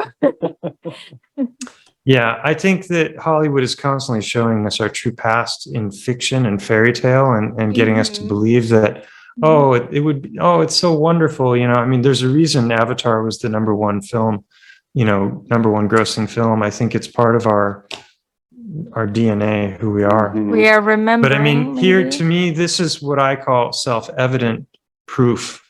You have to be blind not to see that this is true. It is hard. And I've seen these things, not the pictures, but when I'm out in nature, I've seen things like this, and I was like, it's just, I don't know, it just looks weird. This looks more like a tree. It does not look like a rock formation. And when you study through these photos, it just really hammers it home.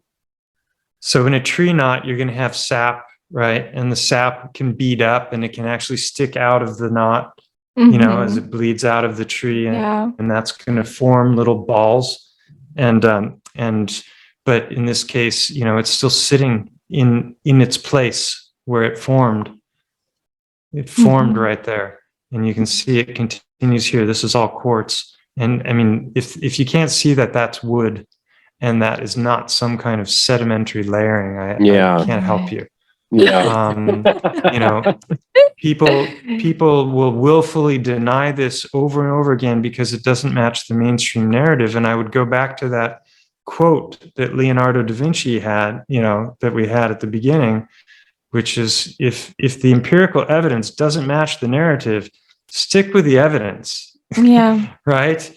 Throw out the bogus theory if it doesn't work with what you're looking at. You know, that applies to a lot of things. The bogus theory makes the money, right? So I would be really interested in your dad looking at like those photos and just getting, you know, his unabridged, you know, because he somewhat believes in some of the fantastical, right? I mean, he just is hesitant to talk about it. It'd be really intriguing for him, you know. I think when you go to school for something, it's the indoctrination is a little deeper. Yeah. Yeah. Well, that's true. And that's where the paradigm blindness comes in. And you know, and then a lot of people who are experts in one field are afraid to comment about things that they think are weird in another field because they recognize I'm not an expert in that field. So then you get the compartmentalization, you get the you know, the specialists all like basically in a little circle talking amongst themselves, but you don't get this cross-disciplinary pollinization of thought and of ideas and an exchange. You know, we need to be far more dynamic in how we do things, but we also need to be willing to throw out the major portions of the paradigm. And unfortunately, that's not the way academia works. It builds on what came before, and you've got tenured professors, and you've got the whole flow of money that's you know, basically polluting what should be true research. It's all, you know, especially in the medical field, it's all been so irrevocably, you know, polluted by the pharmaceutical industry. That, you know, and then Rockefeller did away with so much of the natural medicine, you know, and it's taken 100 years basically to get us to this point where people are just rejecting the healthiest stuff in favor of the most poisonous. And I just want to say this is how it breaks. And then you have this thin veneer, but you can see when it's broken, that has broken away. It's still exhibiting. You know, some might think this is vitrification, where it's because of whatever hit the tree that it started to melt. I don't think so. This is just how those little pieces cleave and break. They have these natural break points. When it decomposes, you can see them breaking down like that. So I think that break point actually breaks away and then it reveals the grain. Yeah. Wow. Yeah, I can see it. Yeah, it's pretty obvious when you see it. So here's an example of a bit of quartz on the grain, and look at the beauty of this piece here. Oh, wow. So just amazing. Yeah. So, you know, that is maybe 50, 75 feet across, and it's exactly what we saw in those little pieces, identical. And you can see the quartz is growing everywhere. And this is why I love Hangman's footage, because it's just undeniable when you have the eyes to see. And you just have to be willing to put aside, you know, for a period of time what we were taught, and recognize that maybe there's geologists that are specifically trying to mislead, but I think most of them have grown up in this paradigm of that's pareidolia. It looks that way because there's this morphogenic resonance and things take on particular forms, and that's why the rocks have this harp shape, and that's why this looks like a tree. It all looks like something, but it isn't that something. Yeah. It's, you know, It's kind of like the earth is moving under your feet, but you can't feel it because it's too big. And the horizon is curved, but you can't see it because it's too big. Right. And, gas pressure exists And next viruses to a exist, vacuum, they're too small to see without it. a barrier because of gravity. It's like, it's Yeah. just like you're always having, look at this. Tell me this isn't self-evident. Yeah. It's pretty wild. I'm definitely going to have to put a disclaimer on this episode at the beginning that people are going to need to watch the episode because there's so many good visual representations that are not going to come through in the audio version. I'll do that. Yeah, it doesn't work for audio very well, does it? So I can do audio interviews also, but you wanted to see stuff. Yeah. Oh no, we want to see it. That's great. Okay, so for my last question for you, because I don't want Sure. I know it's late where you are and it's early where we are. Your thoughts on this realm. So it might not be completely flat. We're, as you said, globe skeptic. I'm globe skeptic too. Yeah. But if you were, Well, personally, I think we're in a toroid. That's my best guess. okay. So what is a toroid? If you go back to the heart, let's see if I could play that video one It more all time. goes back here. to the heart. It all goes back to the heart. I think so, definitely. Here we go, the heart. So heart is wrong. Most everyone there's that twist I was talking about. Can you see that? Mm-hmm. Yeah. So watch as it contracts. today, That's why even the doctors rocks still have that believe the twist at heart the to be a bottom. 4-chamber pump And they that curve on the underside because of the same action. pushes blood through a mind-boggling 60,000 miles of narrowing blood vessels to fuel our 40 trillion cells. All right, so Theory, the- cardiac, it's back in about 1,000 wasp parts again. true structure. There's those The lines. heart's far more There's the amazing than we spiral at ever the knew. bottom. It's like a rope being pushed. The blood is pulled through the heart Right. in So, two spots. so the blood is being pulled through the heart. It's vortexing, and I believe it's basically it's two dual opposite Vortex. This has been proven with CAT scans, functional MRI, and There positronic. you can see it's they're blowing it up here, and here you can see the spiral contraction. So there's no Mission. doubt about this. Look It's at the just spiraling fact. contraction. It changes everything we know And about see the they're illustrating this as the heart is a singularity, and we know that the electromagnetic field extends a meter in every direction outside of the body. Mm-hmm. So isn't it interesting? They wanted us to all stay 2 meters apart and cover our faces. Yeah. heart and circulation. If you'd like to know more, check So I think that the heart is a vortex. I think that if cells exist, I'm not sure cells exist. That might sound utterly absurd, but you have to watch my interview with Tom Cowan to understand why I'm pondering that.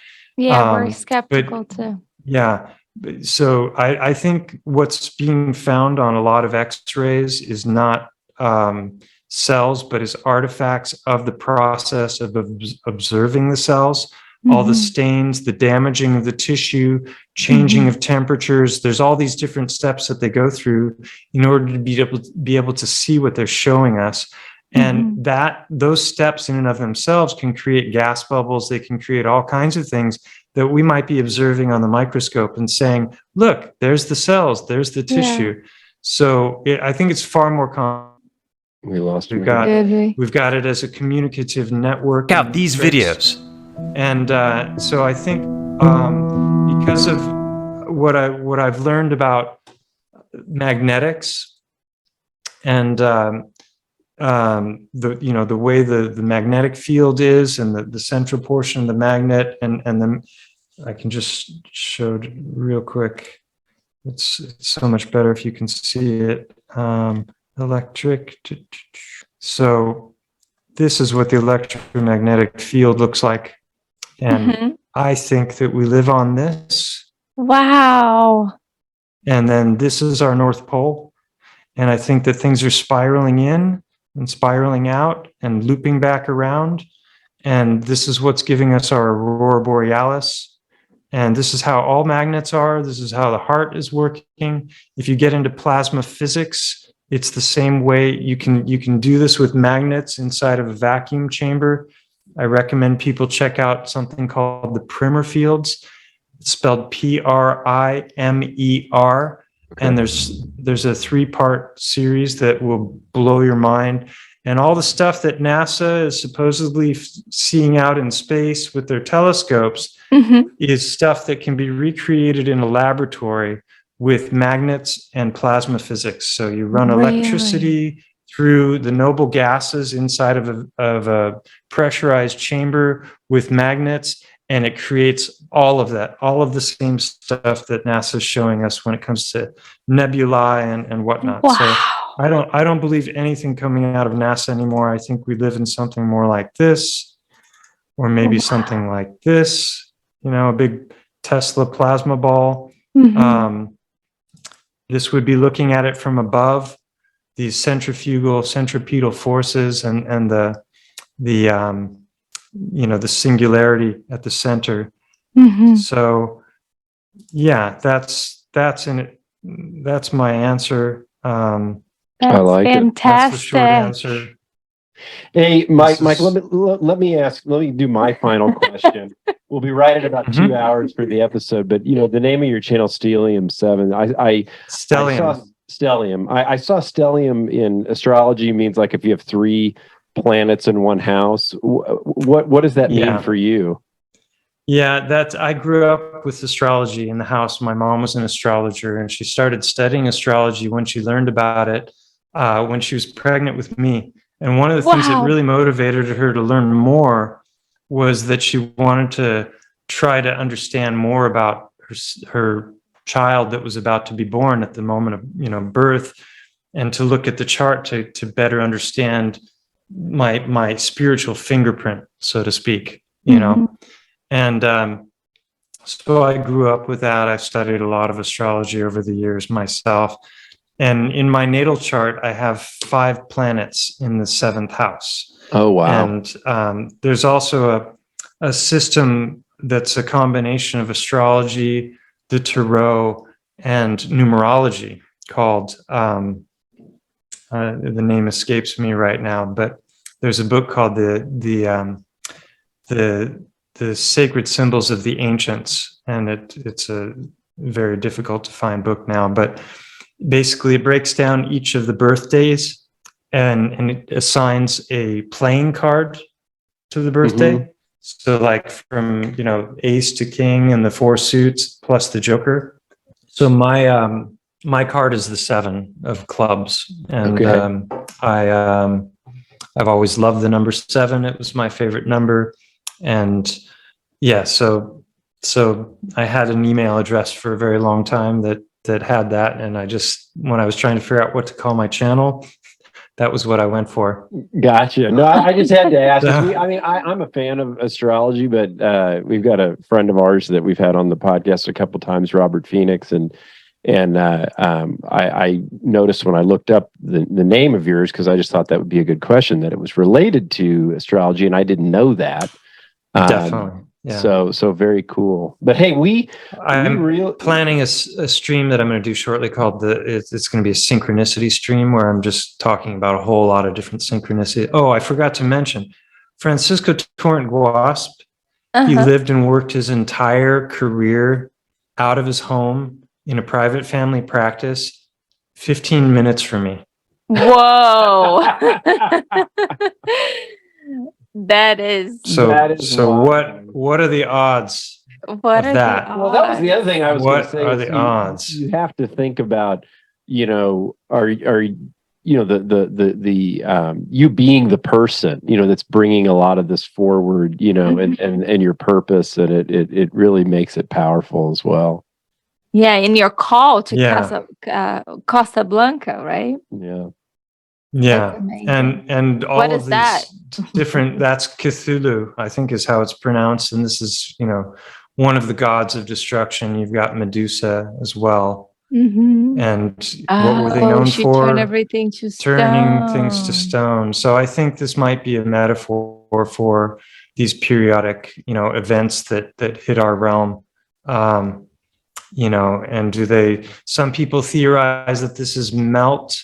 Others say that they were carved into. I don't know, but that's a whole other rabbit hole. Yes. There's, this is the Grand Canyon from the sky, and it looks very much like what's known as a Lichtenberg figure, which are these fractal patterns, like our lungs. Trees all grow in this fashion, but also electricity creates this sort of a thing. So there's a good one to finish with.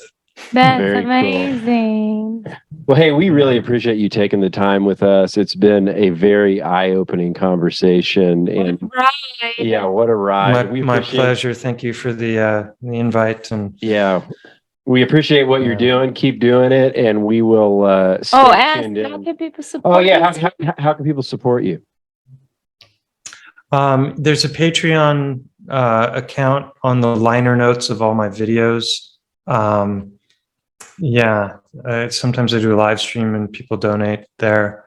Cool. We will link to Patreon, Bitcoin. I think there's in each one of the videos on YouTube. If you just click on notes, it's got information of how you can contact me, the Telegram channel, and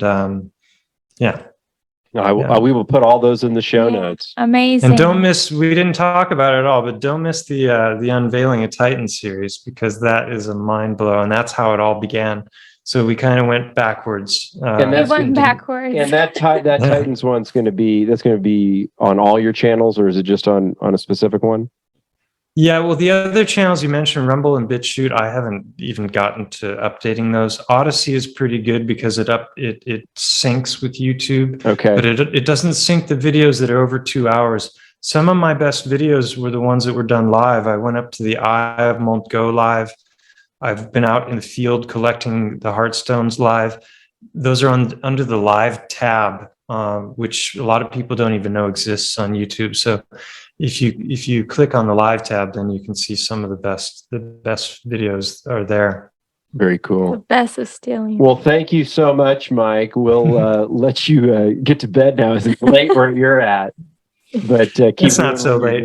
Oh, it's 9/11. Perfect. Oh my gosh. Maybe we should talk a little bit longer. We don't want to end on that, right? Emergency. Yeah, but thank you again for the invite, and thank you, Mike. Till next time. Appreciate it. Bye. Till next time. Bye.